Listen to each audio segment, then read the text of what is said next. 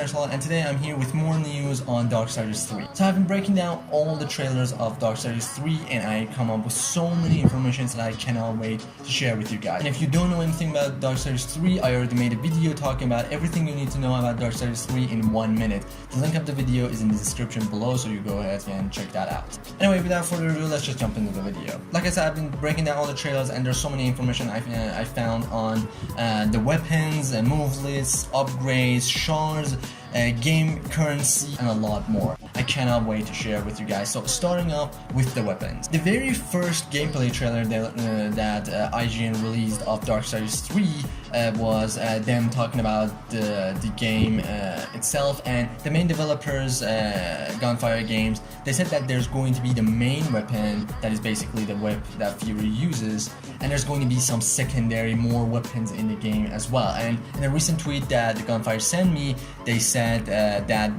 there's the whip itself and there's going to be secondary weapons. Again, they mentioned that, and also they said that they will reveal more gameplay later on, so stay tuned for that. But I've been watching the trailers and I found some more weapons that I think there are more temporary, like this sword right here.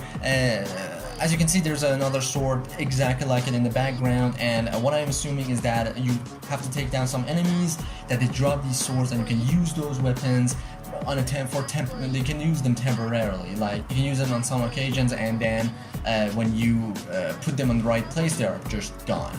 So I think they are just these secondary weapons. Still, I'm assuming this, it's not confirmed or anything, but we have to wait for more gameplays and more conversations and more details on the developer themselves, so we can confirm the fact that these secondary temporary weapons are exist in the game or not.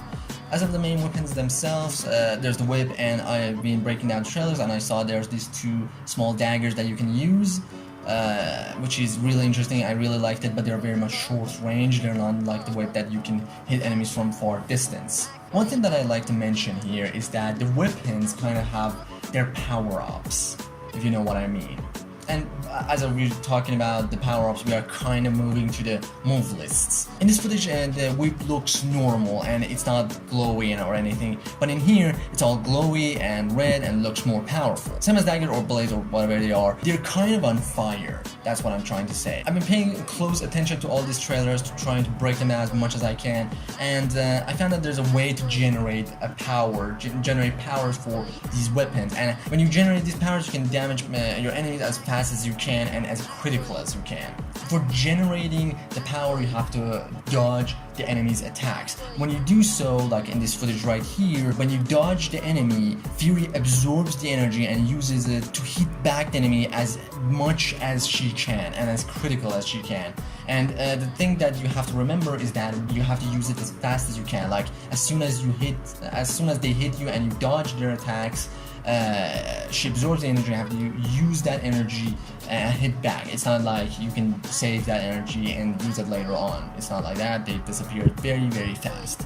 And these power-ups are mainly focused on the main weapons themselves. It's not, I haven't seen anything like these on the swords, and as I said, the swords kind of look like temporary weapons, so I think these kinds of power-ups only work on the main weapons. So you're capable of changing between your weapons as whenever you want, as long as you want. You can just change between the whip or those daggers or the swords. There's no time limit to them, there's no anything. You can just change between the weapons whenever you want. Next up is the magical power that Fury uses. One thing that you have to remember about Fury is that she's a mage, and she uses all these kinds of magical powers. Like in this footage right here, she uses the fire-based magic, and how it works is that when you use this magic, like fire-based magic, what you can do, you can walk on lava, you can jump higher than you ever could. Also, there's one thing that I don't know if you guys missed or not. As you can see on the top of the screen, there's a small bar that is there for something that is called Wrath Attack. What the Wrath Attack is, it's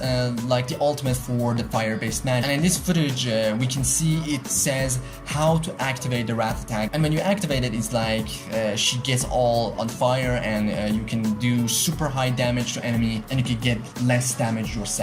But how to generate the Wrath Attack is really something interesting for me. Talking about how to generate this, we're moving on to shards, upgrades, and the currency of the game. The currency in this game isn't gold or anything like that, it's souls.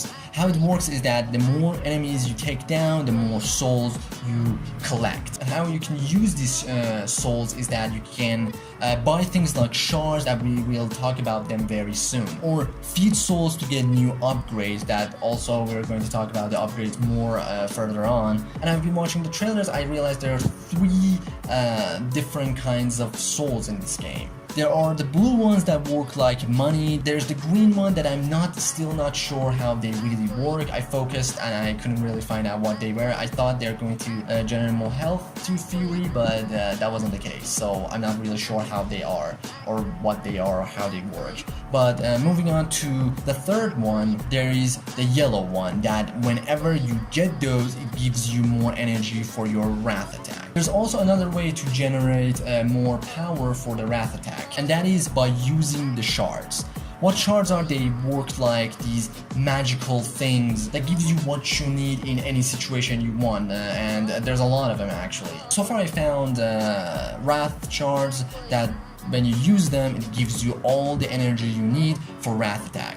There's a life stone that basically maxes your health, and there's also smaller ones that generate your health a little bit, but they're still useful in the combat situations. There are Havoc shards, assuming you use to power up the very main ultimate power of Fury, and the bar of it is the red thing up there. There is Fortification shard that by using it you get less damaged, and there's Frenzy shard that when you use it, it speeds up all your attacks. Going back to upgrades, as I said before, you can feed the souls and get more upgrades for Fury herself, but also there are crafting system in the game that I'm assuming you use this crafting system to upgrade the weapons that you use, like the web or those daggers. You can upgrade them by crafting specific things for those weapons. I think that's how the upgrade system works for those weapons. There's still so much that is yet to come, but that's it for now. Thank you all so much for watching this video. If you liked it, leave a like, subscribe if you're new, and hit the notification bell for more news around DarkSiders 3 and a lot more video games, because I will cover those as well very soon, very soon. Leave a comment and tell me all the things you found. Maybe I missed some. If you guys found it, tell me and I will cover it in next videos. Again, thank you all so much, and I'll see you all in the next video.